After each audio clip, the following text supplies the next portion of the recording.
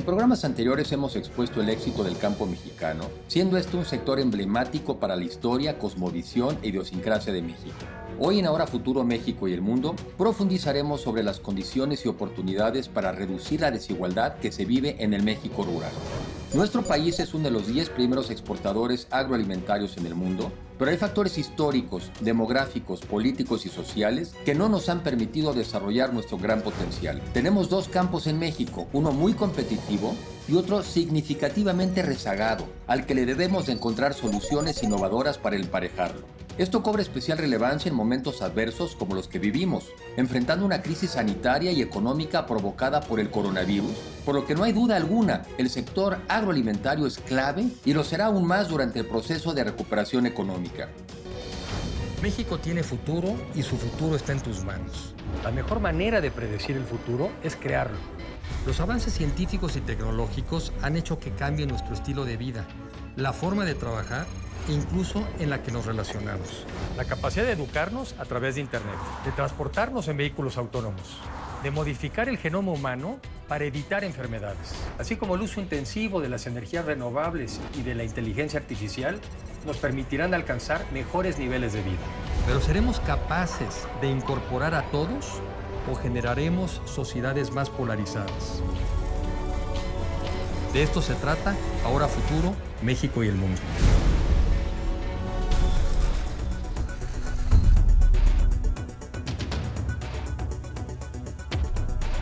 Ante la tendencia de la concentración urbana que se vive en México y en el mundo, no podemos seguir buscando soluciones tradicionales y nostálgicas en lo que al campo mexicano se refiere. Además, nuestro territorio nacional es muy amplio y diverso, con una organización agraria complicada, lo que ha provocado una dispersión muy grande en la producción de alimentos.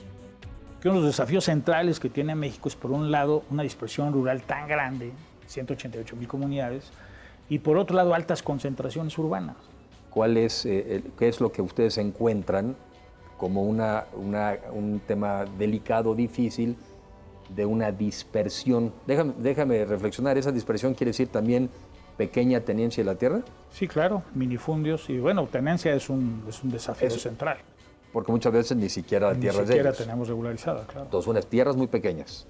Dos, me imagino que el reto es cómo hago llegar a poblaciones tan dispersas fertilizantes, semilla, conocimiento, educación, infraestructura. ¿Ese es el tema? Ese es el tema. Y el tema es que razonablemente el norte, ¿no?, que ha vivido un proceso más de integración, muy diferente a lo que te encuentras del altiplano al sureste, sí, ¿no?, donde tenemos una mayor concentración y una escala productiva mucho más pequeña. Claro, claro. ¿No? De tal manera que lograr eventualmente incorporarlos a la actividad es un tema que tiene grandes desafíos porque hoy incluso una gran masa de productores pues no viven de la agricultura. Claro. ¿No? La agricultura es un ingreso marginal. Entonces de repente decir que a partir de 2,5 hectáreas vamos a hacer mejores cosas porque el gobierno está convencido que ahí tenga que hacerlo, bueno, es un desafío para lograrlo. Desde luego ayuda. Bueno, desafío es una palabra elegante, más bien yo creo que a veces lo que nos ha faltado a algunos es decir las cosas más como son, o sea, no se puede. Es muy difícil. No se puede. O lo que platicamos en otros lugares, más bien lo que necesitas es promover la agrupación de personas que tienen propiedades muy pequeñas, las agrupas porque entonces ya una propiedad un poco más grande ya es más rentable, pero hay que reconocer pues que entonces a cada uno le va a tocar su pedacito de aportación. Es un tema primero de visión, es un tema luego de planeación, porque dentro de las cosas que traemos, es que traemos la misma estructura agroalimentaria que dejó Conasupo. O sea, México produce en las esquinas para consumir en el centro. Y eso de suyo trae costos muy elevados que el mercado no reconoce solamente en el precio final, ¿no? Entonces el gobierno se ve obligado prácticamente a intervenir. ¿Cuáles son las esquinas de producción? ¿No? Estamos hablando de Baja California, Sinaloa, Sonora, Tamaulipas, ¿no?, de manera central, ¿sí? Ahora la península que empieza a darnos también buenos síntomas en Campeche, ¿no?, la parte porcícola en Yucatán, pero el consumo está realmente centralizado aquí. Okay. En México caben 25 países de Europa.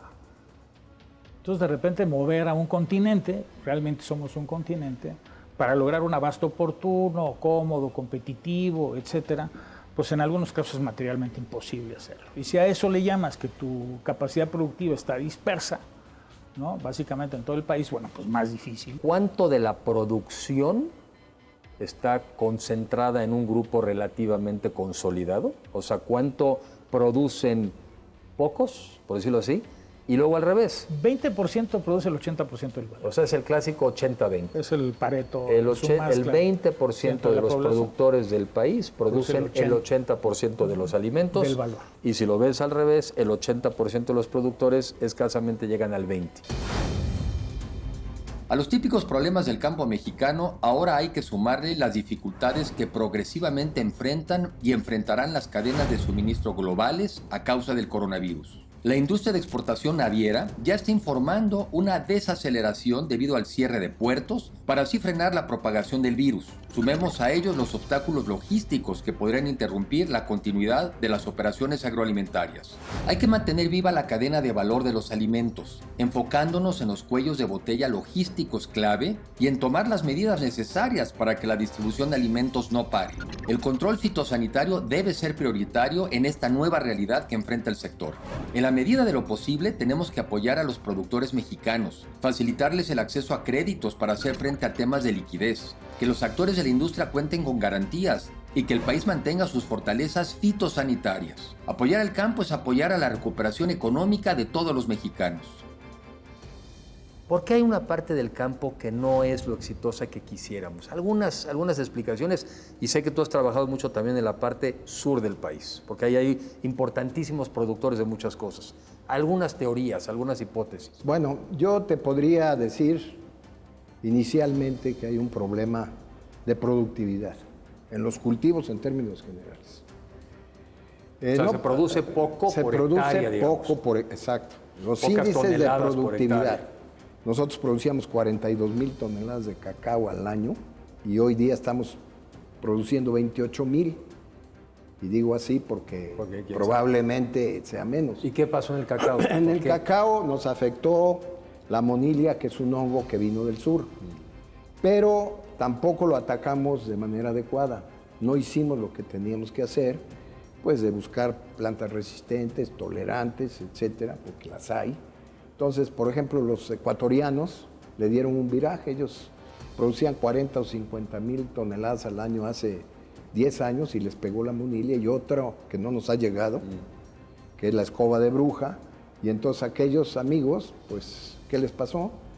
Que bajaron y después hicieron una recomposición de sus proyectos, programas, y metieron un clon que es el NN51, perdón. Ese clon es un clon de alta productividad, pero es un clon que no es igual a los criollos, a los cacao criollos, que tienen mejor sabor, mejor condición, pero lo pusieron y entonces procedieron a bajar sombra, para atacar los hongos, poner esta variedad que es tolerante, y con eso, nada más escucha la cifra que voy a dar, se fueron a 315,000 toneladas al año. ¿De 40,000?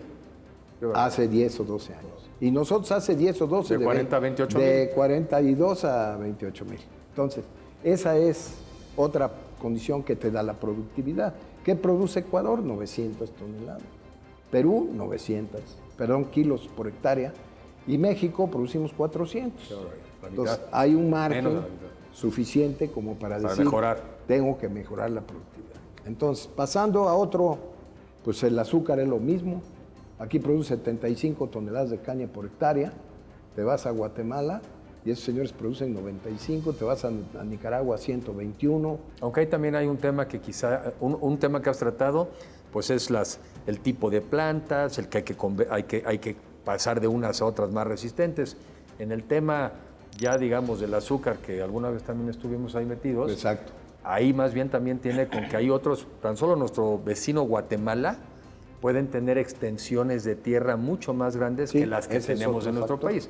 En Brasil tienen extensiones mucho más grandes y en Estados Unidos también. Entonces, las economías de escala que tienen esos negocios no las tenemos nosotros con parcelitas tan pequeñas. Así es. Y de eso viene la productividad. El país más parecido a nosotros en cuanto a la forma en que producimos el café, que es bajo sombra el 95%, pues es Guatemala. Pero Guatemala ha hecho un mejor trabajo que nosotros. De zonas bajas cambió a zonas altas el café para darle más calidad en taza. Sus rendimientos son de 16 y media. Es el doble, esa es la más fregadita. Porque si te vas más abajito y llegas a Honduras, que hoy produce 7, 8 millones de sacos, y producía 2 o 3 hace 6 o 7 años, pues esos señores están en 20 quintales por hectárea. Y además estás hablando de esos productos que están en esa zona. Exacto. O sea, de todos esos productos... Y que además tienen un gran potencial, tú lo puedes ver. O sea, hay un potencial si se reordena, si se maneja mejor, si se organizan los productores adecuadamente, etcétera, porque también hace falta de esto. Otro problema del sur-sureste es el cambio generacional. Los productores se han hecho viejos en sus parcelas y siendo parcelas pequeñas, pues no las pasan a nadie. Entonces, parcelas en café, que el promedio es de 1,5 hectáreas, imagínate.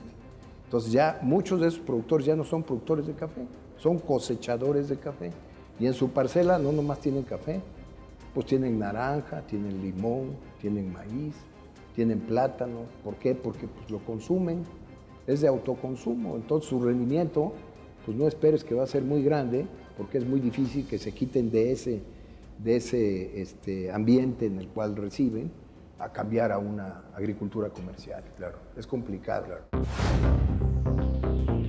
A los agricultores pequeños les cuesta ser competitivos y por eso debemos encontrar mecanismos de agregación para incrementar sus ingresos. Que sigan siendo dueños de la tierra y de sus cosechas, pero que tengan esquemas más productivos gracias a la cooperación.